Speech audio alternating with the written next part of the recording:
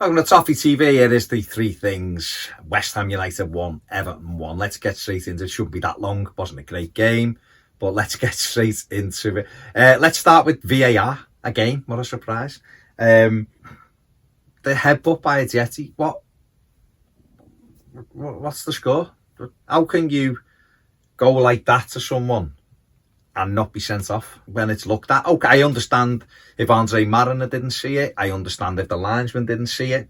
Things like that happen. But when you've got a specific person who looks at incidents like that again, and when you look at that, you can see. Now, people could say around and say something like, you know, there wasn't that much contact, whatever. What was he trying to do? What was that? Because he wasn't trying to say hello to Holgate, was he? He wasn't asking for his phone number or anything like that. He's threw the head back. And that, to me, should have been a red card. I don't see how any referee who's a video assistant referee, which is what they are, could look at that and not say that that's a red card. If Andre Mariner would have seen it, I think he would have sent him off. So I just don't understand it. We've seen players go. We've seen Richarlison last season. Yeah, last season get sent off for doing similar at Bournemouth, just putting his head on someone. The lad, you know, goes like that. Next minute he's sent off. Absolutely bizarre. But just goes again. Everton's VAR record this season's terrible. We haven't had anything off them. I just thought it was ridiculous. If that's not a sending off for violent conduct, I don't know what is. Moving on. I think the second point is one that everyone will see, and that is, I just think today, the problem areas of where we're struggling in this team are highlighted again. They're quite clear. To be honest, you know, obviously a right-sided winger, we need someone who can run up players and who can, you know, offer us that little bit extra. Theo Walcott has done all right this season when he got back in the team. He's not been great. He hasn't scored goals. He's done okay. Works hard, Theo, but he runs in straight lines too often. You know, for me, he would be a better option off the bench. But we haven't got anyone really to play that role. You know, we had Richarlison out there last season, and he's played out there at times this season. But I think at the moment, the way we're playing 4-4-2, with the two lads up front, Richarlison's better through the middle alongside Dom. And then we have Moise Keane as the third option as a striker. So to put Richarlison back out on the right, I don't think is something, you know, maybe the odd game, then, you know, maybe we could do that. We could potentially put Bernard on the right and put Iwobi when he's fit on the left.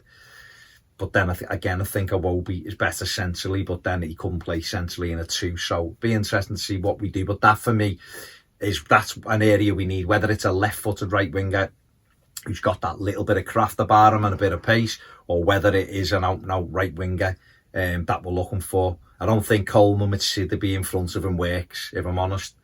So that's an area that we've got to look for. Marcel Brands did highlight that at the AGM earlier in the week, that a winger is needed. But you can just see in these kind of games where you need a little bit of magic, we haven't got it. And so that's an area. And the centre of the park, you know, although I thought Tom Davies had a decent game today, Delph got better, but still a little bit too negative for me. It's too safe. It's too, you know, pass it back for the sake of it. We need someone who can take the ball through, you know, up the pitch. Now, hopefully, Jean-Philippe Gbamin will help us immensely in there. Physically, he's a big lad. He's comfortable on the ball when I've seen him at Mainz. He's got to get up to speed. He's got to get fit. You know, he's okay, trained with the first team for a bit on Friday, but he needs to be, you know, fit. And obviously, Andre Gomez makes a big difference. But it's who plays in there when they're not available. Now, Tom Davies for me would be in the squad, and I think with either of those he would look better. Delph's all right to fill in, but obviously Schneiderlin and Sigurdsson would be two who were looking to move on. So definitely another central midfield player. I personally would get one on loan if we can in this month, just to carry us through and to then take the pressure off Gomez and to take the pressure off Gbamin. But we'll have to wait and see. But that clear as day for me is that area, the centre of the park, the right-hand side of the park is where we need some, you know, some new legs or new player, and potentially right back if Sidibe's not staying. Coleman is a good squad player, but for me, he's lost what he was about, which was the directness. He's another one now. Gets it and turns and just wants to pass it back or hesitates, takes too long, and gives the ball away invariably and puts us under pressure.